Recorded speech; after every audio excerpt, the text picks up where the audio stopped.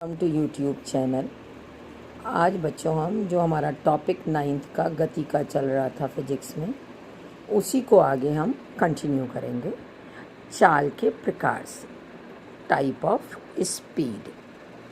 तो चाल 4 प्रकार की होती है: एक समान चाल, असमान चाल, औसत चाल और तात्क्षणिक चाल। एक समान चाल जो कि सीधे सीधे शब्द से क्लियर हो रही है कि एक समान मतलब एक सी।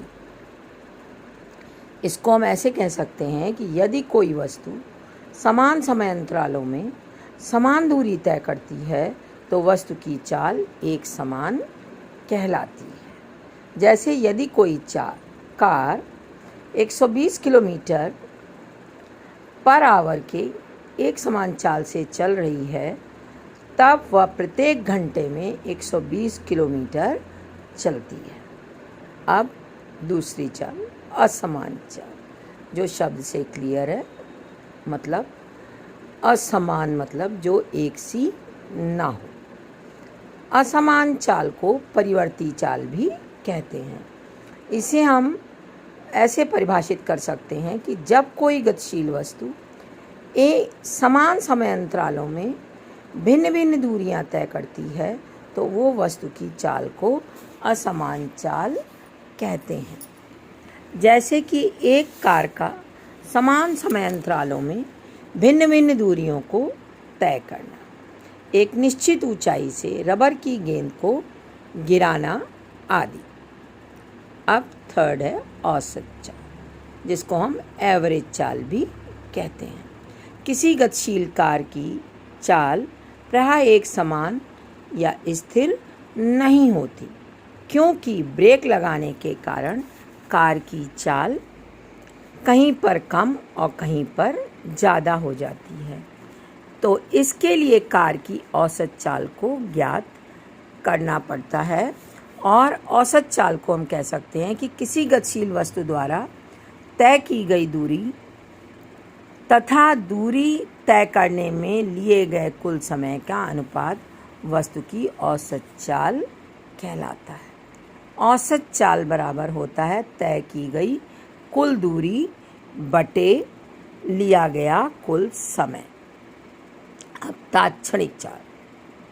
तात्क्षणिक चाल का मतलब है कि किसी क्षण पर अति सूक्ष्म समय अंतराल में वस्तु द्वारा तय की गई दूरी तथा सूक्ष्म समय अंतराल का अनुपात वस्तु की तात्क्षणिक चाल कहलाती है। तात्क्षणिक चाल को हम कह सकते हैं, U से अगर रिप्रेजेंट करें तो तात्क्षणिक चाल बराबर हो जाएगा तय की गई दूरी बटे सूक्ष्म समय अंतराल। अब दिशा के साथ चाल, स्पीड विद डायरेक्शन।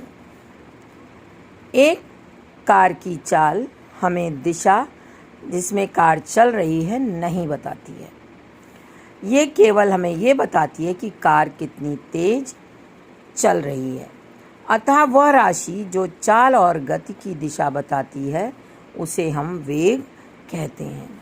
वेग को हम परिभाषित करते हैं कि कोई वस्तु एकांक समय अंतराल में जितनी विस्थापित होती है उसे हम वस्तु का वेग कहते हैं। वेग बराबर होता है विस्थापन बटे समय अंतराल। यदि एक वस्तु दी गई दिशा में t समय में s दूरी तय करती है तो वेग बराबर हो जाता है s/t। वेग का मात्रक। वेग का मात्रक विस्थापन के मात्रक और समय के मात्रक पर निर्भर करता है। तो वेग का मात्रक बराबर हो जाएगा विस्थापन का मात्रक बटे समय का मात्रक। विस्थापन का मात्रक मीटर और समय का मात्रक सेकंड। तो वेग का मात्रक हो जाएगा मीटर पर सेकंड। और वेग के अन्य मात्रक भी होते हैं, जैसे किलोमीटर पर आवर और सेंटीमीटर पर सेकंड। चूँकि वेग में दिशा और परिमाण दोनों होते हैं, अतः वेग एक सदिश राशि है। बच्चों, आज हम केवल इसी के ऊपर समाप्त करते हैं। इसके आगे का हम आपको कल पढ़ाएंगे। Thank you.